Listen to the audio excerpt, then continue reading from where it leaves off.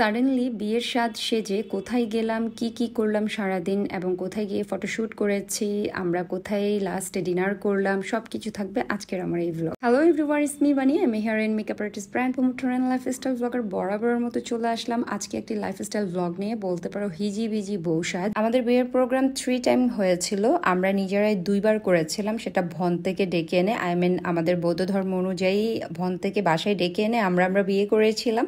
আরেকবার ফ্যামিলিগতভাবে দিয়েছিল।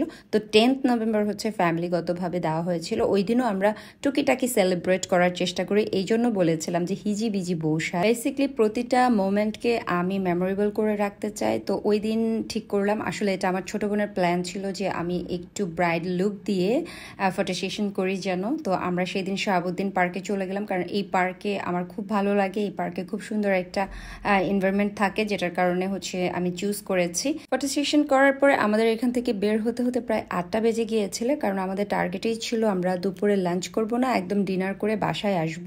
তো ওই দিন এমন মেকআপ করেছি, আমার মেকআপটা এতক্ষণ থাকবে মানে আমি কল্পনাও করতে পারিনি। বারবার দেখছিলাম যে ক্র্যাক হয় কিনা, একদমই ক্র্যাক হয়নি। আর আজকে আমি ব্রাইট সাজের জন্য যে ফাউন্ডেশনটা ইউজ করেছি সেটা হচ্ছে এস্টে লাউডার। আর এস্টে লাউডার ফাউন্ডেশনটা কিন্তু বিডি ওয়েদারের জন্য একদম পারফেক্ট। আর অল টাইম আমার হেয়ার স্টাইল করে দেয় আমার ছোট বোন। তোমরা জানিও আমার মেকআপ লুক প্লাস আমার হেয়ার স্টাইলটা কেমন হয়েছে এবং আমাকে দেখতে কেমন লাগছে। এনিওয়ে, আমার ছেলে অপেক্ষা করে আছে কখন তার ফেভারিট ফুড আসবে, কারণ সে চিকেন আর হচ্ছে একটা কোক খাবে আজকে, মানে ক্যান তাও।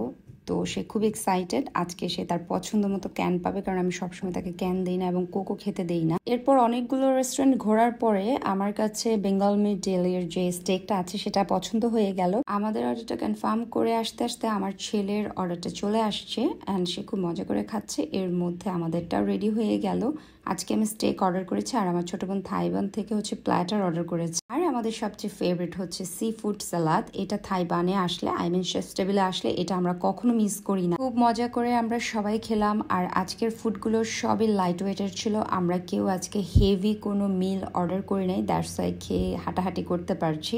শেফ টেবিলের এই কর্নারটাতে একটা খুব সুন্দর চেরি ফ্লাওয়ার দিয়ে ডেকোরেট করা। তো এখানে আমরা কয়েকটা ফটোশুট করব, মানে ছবি তোলার জন্য আসছি, কারণ একটু পরে আমরা বের হয়ে যাব। ফাইনালি আমরা ছবি টবি তুলে এখন আমরা বের হয়ে যাচ্ছি। এরপর আমার মেকআপটা আমি আবারও দেখছিলাম কোনো ক্র্যাক হয়েছে কিনা। আর এই ব্লগের মধ্যে যদি ব্রাইডাল মেকআপের জন্য কোনো ফাউন্ডেশন চুজ করো তোমরা নিজেরা বাসায় সাজার জন্য, তাহলে আমি রিকমেন্ড করব হুডা থেকে এস্টে louder is the best foundation. আমরা বের হয়ে গেলাম, বাসায় যাচ্ছি, জ্যাম ছিল। আর বাসায় গিয়ে আরেকটা সারপ্রাইজ দিব আমার বিএফএফ কে, কারণ ওর বার্থডে গিয়েছিল কিছুদিন আগে, ওইভাবে আমরা সেলিব্রেট করতে পারিনি। অ্যান্ড আমি এর মধ্যে প্ল্যান করে রেখেছি ওকে সারপ্রাইজটা দিব, কারণ ওইভাবে আমরা কেকটাও কাটতে পারিনি। কোনো বছর বাদ যায় না ওর বার্থডে সেলিব্রেট করতে, বাট এই বছরটা মিস হয়ে গেল। তো যাই হোক, বাসায় চলে আসলাম। এর মধ্যে টমি মিয়া চলে আসছে আমাদেরকে রিসিভ করার জন্য। খুব এক্সাইটেড হয়ে গেল, কারণ এই প্রথমবার সে আমাকে এরকম ঝিকিমিকি শাড়ি পরতে দেখেছে। তো সে বুঝে গেছে যে আমরা কোথাও থেকে ঘুরে টুরে আসছি। ওকে বিদায় দিয়ে তারপর হচ্ছে আমি বাসায় চলে আসছি। আর এসেই হচ্ছে আমার বিএফএফকে একটা সারপ্রাইজ দেওয়ার জন্য ওয়েট করছিলাম।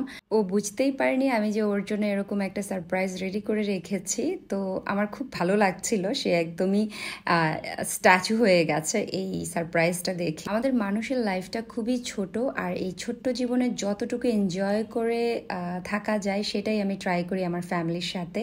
তো আজকে আমার খুব ভালো লাগছে, একদম খুব সুন্দর একটা সময় কাটাতে পেরেছি আমার মনের মতো। আমি কোনো কিছু লং টাইম প্ল্যান ওয়াইজ চিন্তা করে কোনো কিছু সেলিব্রেট করি না, বা যেটাই হোক না কেন কাজের ক্ষেত্রেও সেম, হুটহাট মাথায় আসে, আমি সিদ্ধান্ত নিয়ে করে ফেলি। তো এইভাবেই মোটামুটি আমার লাইফ কেটে যাচ্ছে। আমার সংসার লাইফ প্রায় 9 ইয়ার্স হতে চললো। তো আমাদের জন্য তোমরা সবাই প্রে করে দিও যেন সুস্থ থাকি, ভালো থাকি, এভাবেই যেন হাসি খুশিভাবে থাকতে পারি। Anyway, thank you for watching, and ভালো লাগলে অবশ্যই লাইক কমেন্ট শেয়ার করতে ভুলবে না। টাটা।